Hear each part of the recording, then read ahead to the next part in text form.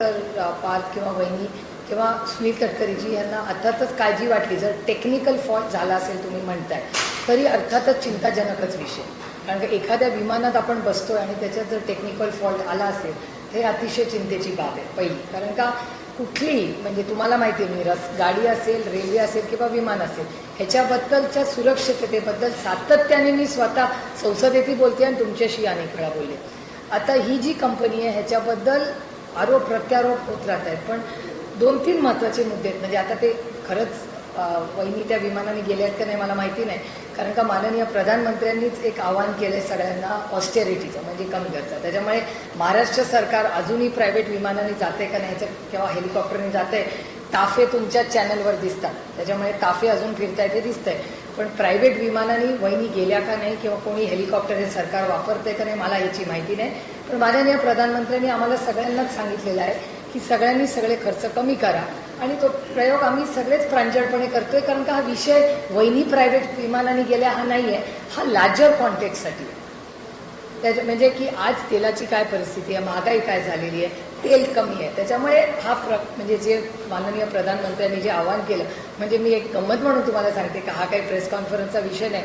पण माझे जे व्याही आहेत त्यांनी नागपूरचं रिसेप्शन पुढे ढकललं कारण का त्यांच्याकडे 3-4 हजार लोक येणार होते.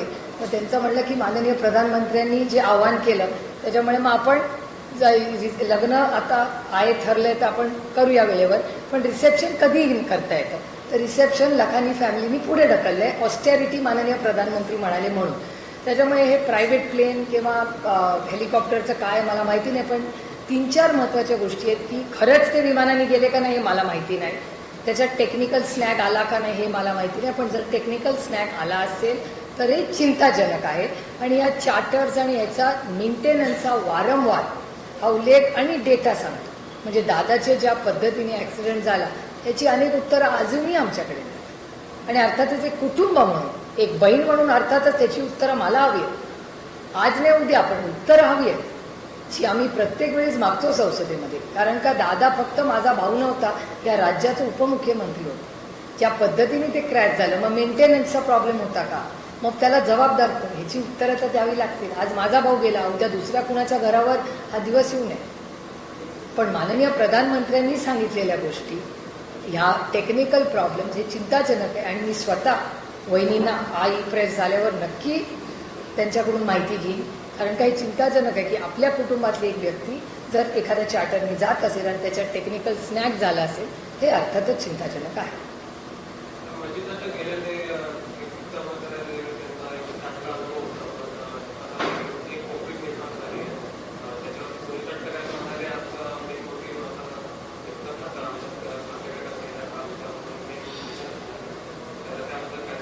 नाही बघा, त्यांच्या पक्षामध्ये त्यांचं काय डिस्कशन भारतीय जनता पक्षावर झालंय हे मला कसं माहिती असेल. मी दुसऱ्याच्या घरात कशाला जाऊ.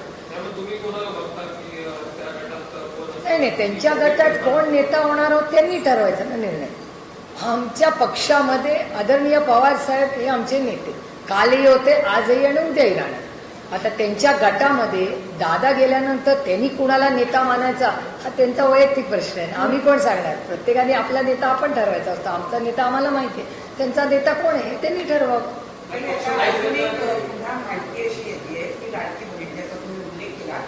सामाजिक न्याय विभागातून पुन्हा 344 कोटी रुपयांचा निधी हा लाडक्या बहिणीकडे वळता करण्यात आल्याची माहिती मिळते. याच्यापूर्वी सुद्धा संजय शिरसाट त्या विभागाचे मंत्री आहेत, त्यांच्या विभागाचा निधी पळवला गेला होता. आता दुसऱ्यांदा त्यांच्या विभागाचा निधी पळवला गेला. आता वर्तमानपत्रात आणि माध्यमातून अशी माहिती मिळते की सर्व शिक्षा अभियान असेल, सर्व शिक्षा अभियान म्हणजे शिक्षणाचे पैसे आणि सामाजिक न्यायाचे पैसे हे लाडकी बहीण योजनेसाठी वापरले जातात असं सातत्याने हे माध्यमातून आणि वर्तमानपत्रात ही सगळी माहिती येते. हे अतिशय चिंताजनक आहे. आणि ही गोष्ट मी आज नाही गेले 2-2.5 वर्ष म्हणते की महाराष्ट्राची आर्थिक परिस्थिती ही अडचणीत आहे. ह्याच्याबद्दल जे टेक्नोक्रॅट्स आहेत, इकॉनॉमिस्ट आहेत, जे तर अर्थतज्ञ आहेत त्या सगळ्यांना बोलवा. महाराष्ट्रात अतिशय चांगले अर्थतज्ञ आहेत. ते सगळे राजकीय मतभेद बाजूला ठेवून अर्थतज्ञांचं मार्गदर्शन घेऊन महाराष्ट्राचं आर्थिक धोरण हे ठरवलं गेलं पाहिजे. योगायोगाने हे केंद्र सरकारमध्ये, पण आजची जी आर्थिक देशाची परिस्थिती आहे ती अतिशय अडचणीची आहे. मी वारंवार माननीय प्रधानमंत्र्यांना विनम्रपणे विनंती केली की एक ऑल पार्टी मीटिंग बोलवा, या आर्थिक परिस्थितीवर मन मोकळेपणे चर्चा करूया. कारण का देश टिकला तरच बाकी सगळे टिकतील. पहिला देश, मग राज्य, मग पक्ष आणि मग कुटुंब. त्याच्यामुळे देश पहिला.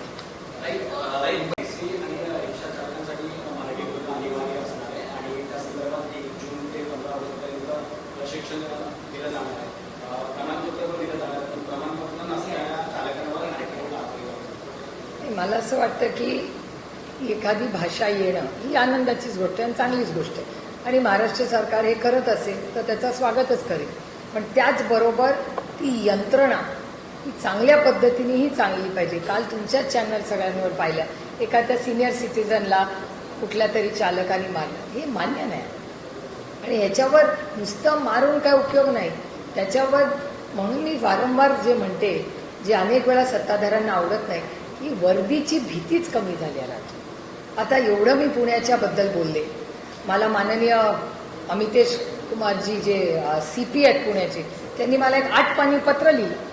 ते मी CC करणार होते माननीय होम मिनिस्टर अमितभाई शाह आणि माननीय देवेंद्रजींना. कशासाठी मी CC करणार होते?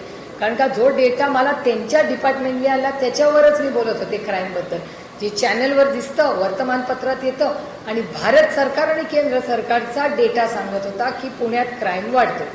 जर ह्या पुणे शहराच्या CPना कमिशनर ऑफ पोलीसला वाटत असेल की ही माहिती चुकीची आहे, तर जसं त्यांनी मला पत्र लिहिलं तसं त्यांनी देशाच्या आणि राज्याच्या होम मिनिस्टरलाही कळवायला पाहिजे. त्यांनी नाही कळवलं.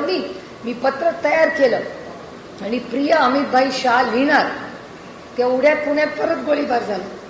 मागच्याही आठवड्यात झाला, काल रात्री झाला. मी कसं अमितभाई शहांना पत्र लिहू आणि कसं पुण्याच्या CPला डिफेंड करू? माझी इच्छा आहे त्यांना डिफेंड करायची. त्यांनी एवढं मला 8 पानी पत्र पाठवलं.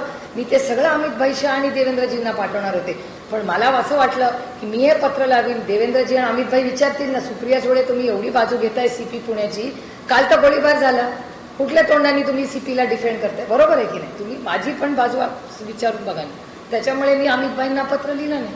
ते तुम्ही पुण्याचा उल्लेख केला, तुमचे आमदार रोहित पवार आणि त्याचबरोबर आपल्या महिला प्रदेश अध्यक्ष तुम्ही त्यांच्या सेक्रेटरीला भेटायला गेल्या होत्या एक्साईज डिपार्टमेंटच्या. पुण्यामध्ये कुळापूरला जी पार्टी झाली, ज्याला खरं तर ती रेप पार्टी होती, पण तिला हाऊस पार्टी असं सांगितलं जात आहे. 150हून अधिक लोक त्या ठिकाणी उपस्थित असताना त्या हाऊस पार्टीला एक्साईज डिपार्टमेंटने परवानगी दिली असं कळत आहे, आणि तिथल्या केवळ 29 लोकांची टेस्ट करण्यात आली की त्यांनी ड्रग्ज घेतले किंवा नाही. उर्वरित लोकांना सोडून देण्यात आले. सूत्रांची अशी माहिती मिळते की त्यात उद्योगपतींची मुलं, मोठमोठ्या राजकारणी